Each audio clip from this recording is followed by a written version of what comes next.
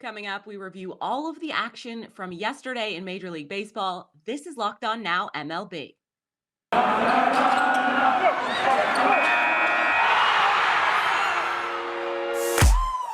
The biggest games, the best performances, expert analysis. You are Locked On Now. Welcome in. You're listening to Locked On Now MLB, local experts weighing in on the biggest stories in baseball. I'm your host, Kainani Stevens. Thank you for making Locked On Now your first listen every single weekday. We've got our Locked On MLB hosts here. They're ready to recap all of the action from yesterday in baseball, but we start off with our biggest game. The biggest game.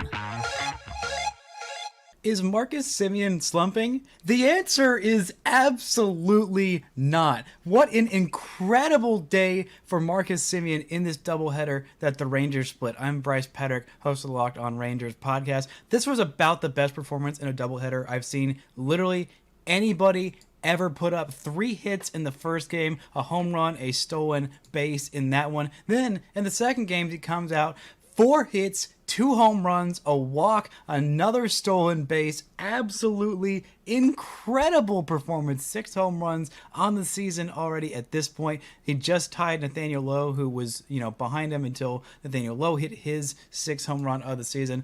First major league hit by Steele Walker. Of course, it was a home run. The Rangers are smacking dingers right now. Not a great start from John Gray. Decent outing from the bullpen to save that first game, but a really, really solid performance from Taylor Hearn. And again, some questions with Dennis Santana being used in this role of coming in high leverage situations and not allowing inherited runners to score. He allowed inherited runners to score in this one again, and I'm starting to have a little bit of concerns with that. Eli White had a pair of stolen bases, a pair of fantastic catches in this one. The Eli White special, of course.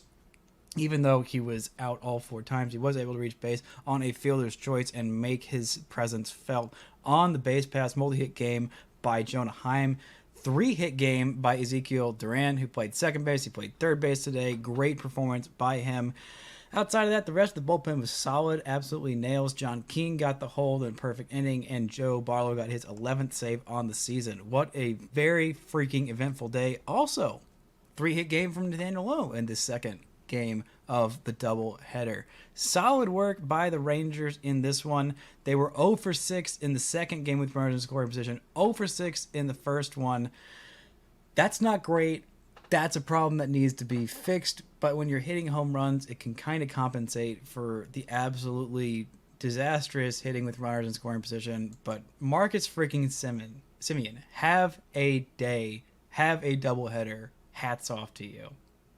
The Guardians got to 500 for about, 3 hours? They split the doubleheader today, winning game 1, losing game 2. I don't quite get the logic of not just using, the scheduled starters and going down to the minors to get a starter for this one.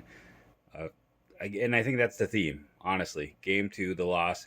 I don't understand the logic of let's not play our defensive whiz at shortstop because lefties are hard to hit, even though he's also the second best hitter on the team.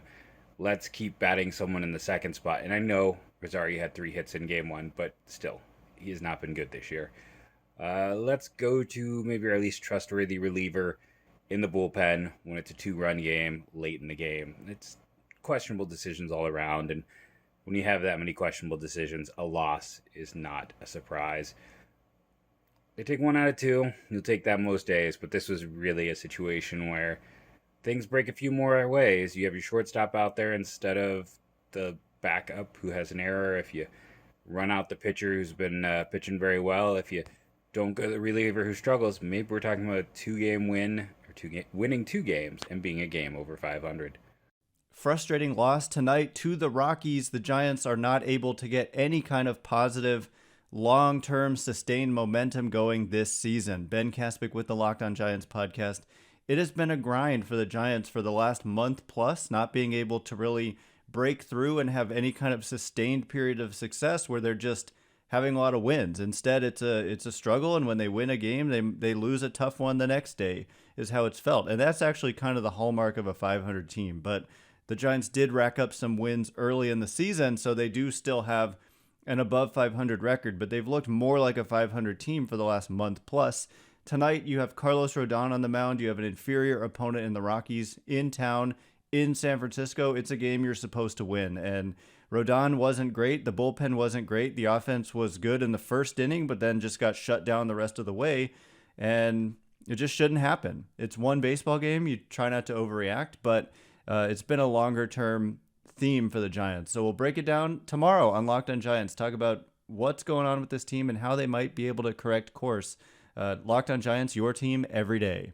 The Angels had a remarkable day on Tuesday. They fired their manager, and then they lost their 13th consecutive game. Woohoo! Hey, everybody. My name is Mike Frisch, one half of Locked on Angels, and we're all going crazy in Southern California and wherever you're an Angel fan, because the Angels, they suck, because they can't do anything right. They fire their manager on Tuesday, and then they end up losing their 13th game in a row. And sure, in this game, there were some things that were different. Manager Phil Nevin kept his pitcher in for at least 5 innings. That was remarkable. But then the Angels blow the lead, and they lost in extra innings to the Red Sox. And we've lost 13 in a row, and we don't know what to do with ourselves. Pray for us. We need a lot of help. John and I are going to talk all about the Angels and all about our frustration on Locked on Angels, and I hope you'll join us. Coming up, we'll have more from yesterday's action in baseball. This is Locked On Now MLB. Today's edition of Locked On Now is brought to you by Bet Online, the #1 spot for all of your online sports gambling needs. The NBA Finals are underway and the Stanley Cup playoffs continue as well. So make sure you get all of your bets in. Just head over to betonline.net. Welcome back to Locked On Now MLB. I'm Kainani Stevens. Thank you for making Locked On Now your first listen every single weekday. Now we continue our look around the league. Let's go around the league. H-Town Wheelhouse, who were Locked on Astros, and the Astros win 4-1 against the Seattle Mariners. Justin Verlander, a dominating performance, had 12 strikeouts and only had a 2-1 lead when he left the game. Rafael Montero came in, walked 3 of the next 4 batters before Abraham Toro hit into an ending inning double play. Yordan Alvarez the next inning would add a 2-run home run to extend the lead 4-1. The Astros would ultimately win. Presley would also get a save, only seeing 3 batters, the minimum in the inning. The Astros stay on their winning ways and stay in command of first place in the AL West. Stay tuned to Locked on Astros. We're your team every day. For myself and Eric Heisman, as always, go Stros. Now that, my friends, is how you bounce back. What's going on, guys? Javier Reyes here, host of the Locked On Padres podcast. The Padres bounce back after allowing Eduardo Escobar to get a cycle on all this stuff getting creamed last night. They win 7-0 behind Yu Darvish blanking the Mets. Only the second time I believe the Mets have been shut out this season. An elite team, and in my opinion, probably Darvish's most impressive start of the season when you consider that it's the Mets. And it started off really poorly, hitting 3 of the first 5 batters. So the thing about the Mets being the team that gets hit more than any other team in baseball, that is probably not a narrative that is going to subside anytime soon. But nonetheless, he looked very good. Did not fall behind in almost any count. Only 2 hits allowed. Really great stuff from Darvish, who I am optimistic can be a solid starting pitcher still, even if he is, prone to having an implosion every now and then or so. Still really quality stuff. And that's how you bounce back. And that's what this team has been doing all year. We're going to talk about that and more. And also, by the way, Adrian Morejon, don't sleep on him. That guy's going to be a big addition, especially for the lacking Padres bullpen that we've seen so far this year. But anyway, for more on that, guys, we'll be talking about it. Locked On Padres. Stay tuned. What a win for your Philadelphia Phillies. Connor Thomas, host of Locked On Phillies. If I told you before this game happened that the Phils would be down 1 in the 9th inning and Josh Hader would give up home runs to not just Alec Bohm, but Matt Vierling, so the Phillies would go up, and then Corey Knebel would take care of the save, even though he loaded the bases, you wouldn't believe me. I don't believe it just happened. I don't know what I just saw. Josh Hader is unbeatable, and he was just beat. Corey Knebel is, I don't know, he's heart palpitations embodied as a closer, but gets the job done. The Phillies have won 1, 2, 3, 4, 5 in a row. Rob Thompson's still undefeated as manager. This team's unbelievable. They refuse to lose. The young guys are stepping up, and consistency is key. What a great win for the Philadelphia Phillies in an amazing game up in Milwaukee. Let's keep it rolling.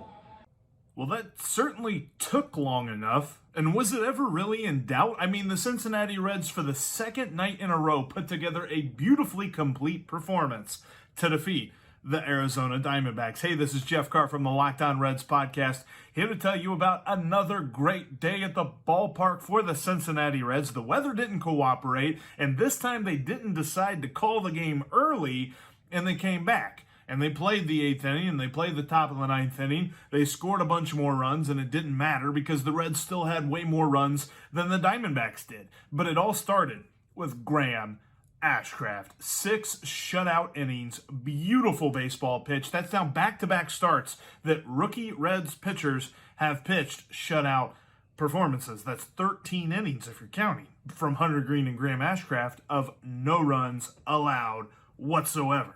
Beautiful performance by him. Happy to see that the lineup continued its dominance. A great 3-run blast from Joseph Daniel Votto and Brandon Drury with another home run. Is Brandon Drury playing himself onto this roster for a longer period than just this year? Might be a little bit premature to be saying such things, but he's been a nice fill-in for an otherwise banged-up Reds lineup. We're going to talk about that and more on tomorrow's Locked On Reds podcast. Steve is back, so make sure you are too. Hey, what an outing from Michael Kopech. What a game by the Chicago White Sox. They take down the Los Angeles Dodgers 4-0 on Tuesday night. A strong outing by Michael Kopech. He had a rough start his last outing in Toronto, came back and delivered against one of the hottest hitting teams in all of baseball. White Sox didn't have a lot going on offensively until they finally got to the Dodger bullpen. Big hits from Danny Mendick to lead things off. Jake Berger, A.J. Pollock, Reese McGuire got in on the action.